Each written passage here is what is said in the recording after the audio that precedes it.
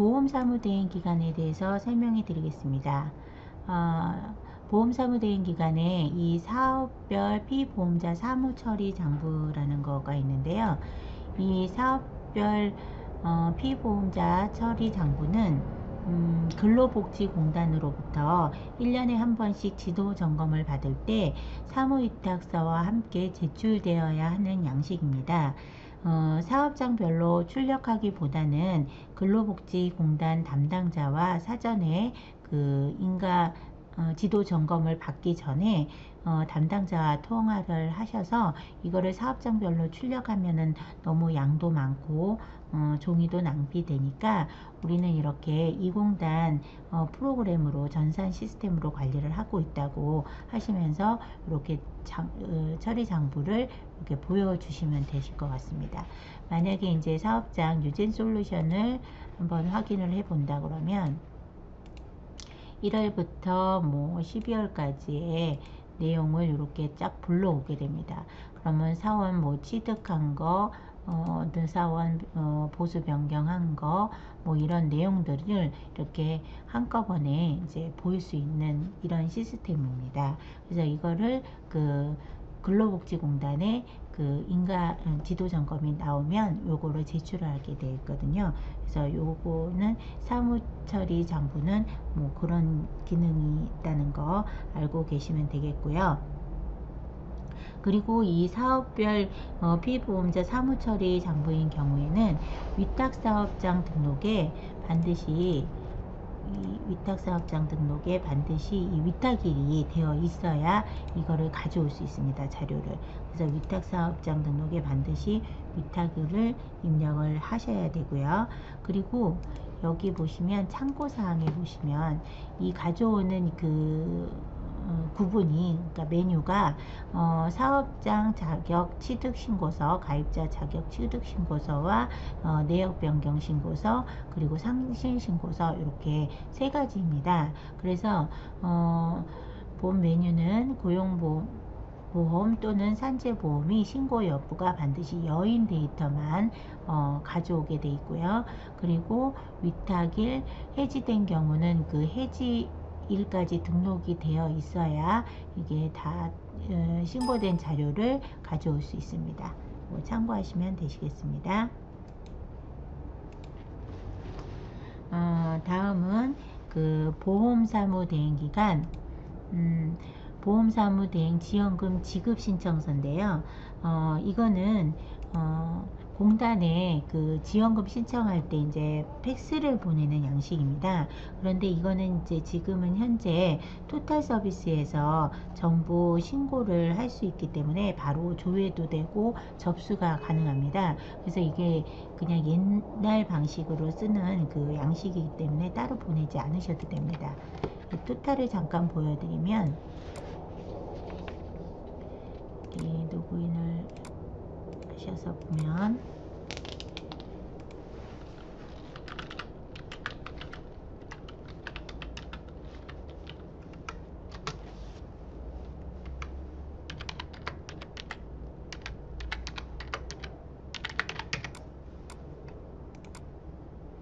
여기 토탈의 민원 접수 현황에 보시면 지원금 신청이 있습니다.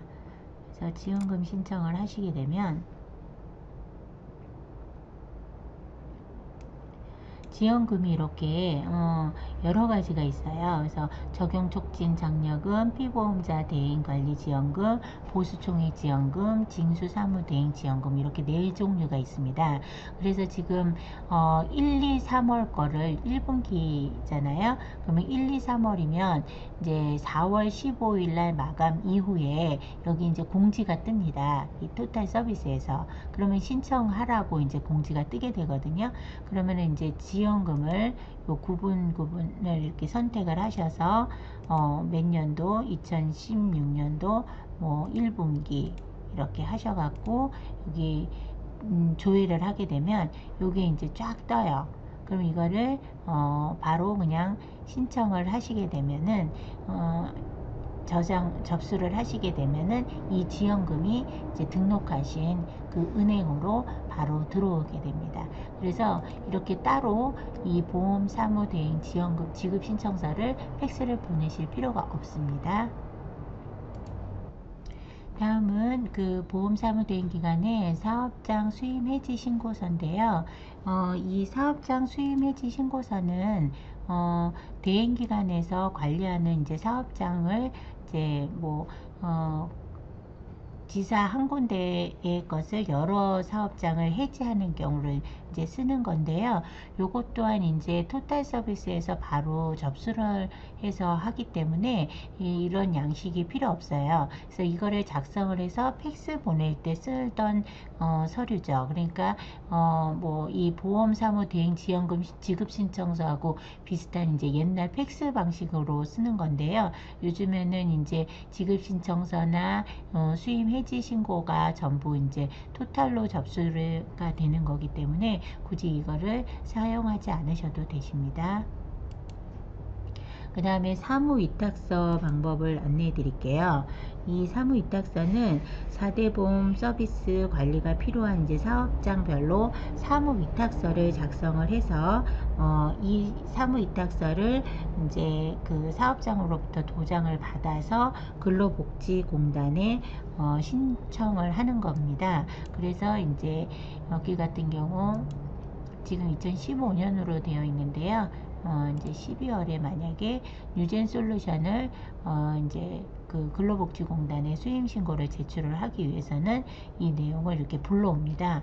그래서 여기에 만약에 다른 사업장, 신성이라는 사업장도 불러오고 또 이제 고궁의 아침도 불러온다 그러면 이 사업장들 이제 정보가 여기 다 불러져 오는 거예요. 그래서 제가 위탁 사업장 등록에 이 정보가 지금 다 기재가 안 돼 있기 때문에 기본적인 이제 사업자 등록번호만 이렇게 지금 불러오고 있거든요.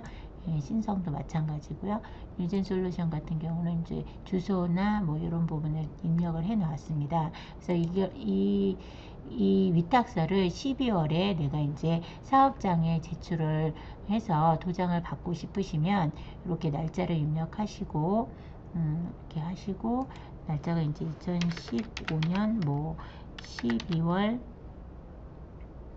한 15일쯤에 했다. 그리고 예정일은 이거를 이제 도장을 받는 날로 이제 쓰시면 되세요.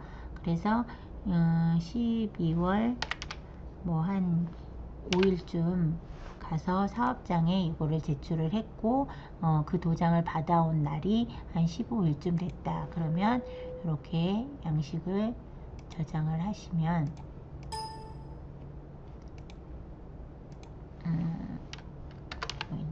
이렇게 저장을 하시면 됩니다. 그래서 요거를 이제 인쇄를 하시게 되면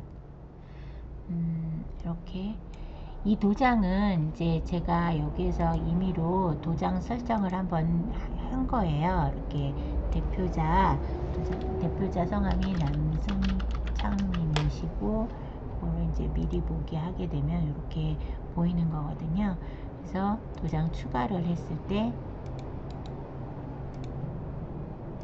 이렇게 찍히는 거예요. 제가 있는 상태에서 추가를 하니까 두 개 찍힌 거거든요.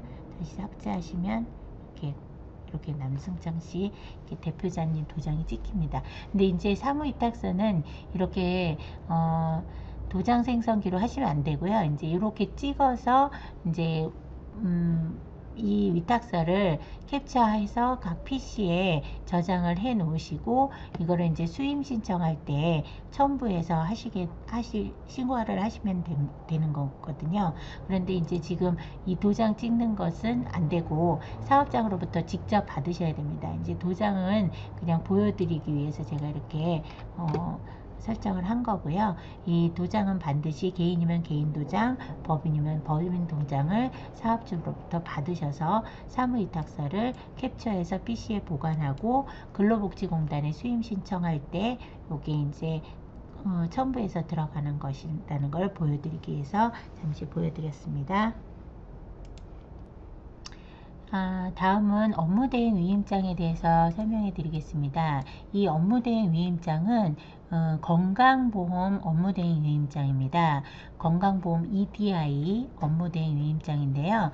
우리가 이제 사무위탁서는 근로복지공단에 고용산재에 대한 것을 이제 관리하기 위해서 사무위탁서를 근로복지공단에 제출하잖아요.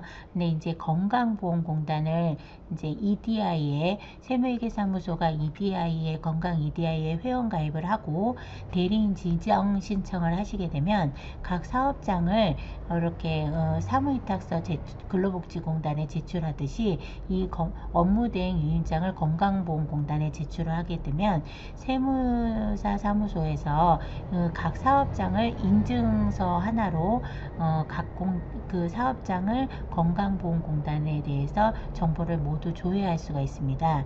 특히 건강보험공단의 뭐 개인 고지 납부 내역이라든가 사업장 납부 내역이라든가 뭐 이런 부분들을 다 조회가 가능하거든요. 그러려면은 이제 사무위탁서를 근로복지공단에 제출하듯이 건강보험공단에 이 업무대행 위임장을 작성을 하시는 겁니다. 그래서 저희가 자세한 내용을 이 공지사항에 보시면 여기 보시면 국민건강 EDI 서비스 안내 서비스가 있어요. 그래서 요거를 클릭해 보시면 자세한 내용이 이렇게 파일로 첨부가 되어 있거든요. 요거 참고하시면 굉장히 도움이 되실 것 같고요. 그리고 이 사업장을 만약에 그 건강보험공단에 업무 위임장을 제출을 하시게 되면 이렇게 이런 식으로 제출을 하시게 되면은 요거를 이제 건강보험공단에서 그 광명지사 사업장으로 이제 신청을 하시게 되는 거죠. 건강보험공단에. 그러면 그 건강보험공단에서 사업장과 이제 통화를 하시고 확인을 하신 후에 이제 바로 업무가 시작이 되는 거예요.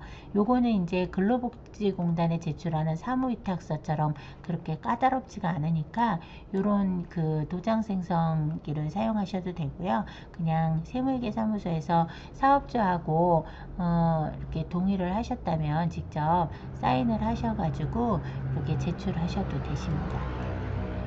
그리고 다음은 사무위탁해지통지서인데요. 이거는 이제 우리가 사무위탁서를 사업장 수임할 때 사무위탁서를 받잖아요.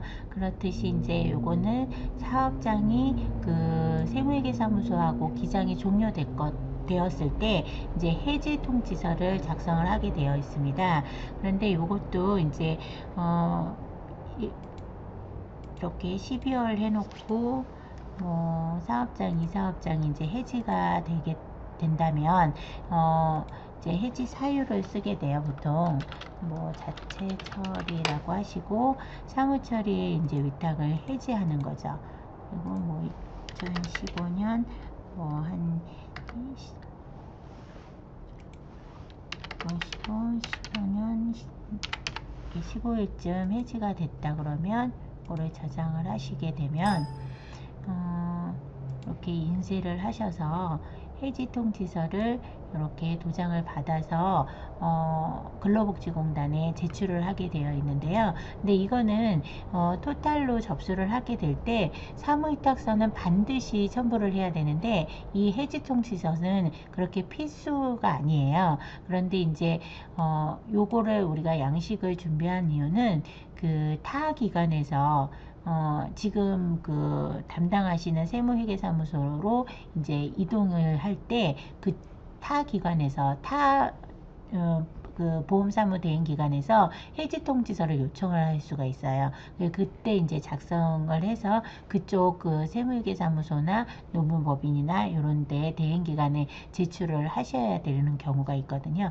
이럴 때 좀 주시고요. 그 근로복지공단에는 그 필수 사항은 아니세요. 그래서 요거는 안 하셔도 되십니다. 그리고 위탁 해지 현황이 있는데요. 요거는 이제 기간별이나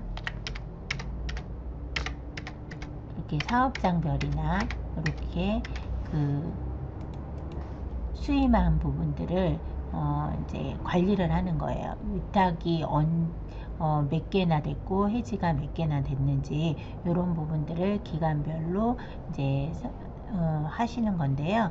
여기 기초등록에 보시면 위탁사업장 등록에 요 날짜가 다 있어야 돼요. 요 날짜가 다 있어야 요런 해지일이나 뭐 위탁일이나 요걸로 이제 다 끌고 오는 거거든요. 성립일이나 소멸일이나. 그러니까 반드시 다 이렇게 위탁일이나 해지일이나 성립일 이런 거를 입력을 해 놓으시면 이렇게 내부용으로 관리를 하실 수 있는 거죠. 내부 자료로 활용을 하시면 되십니다.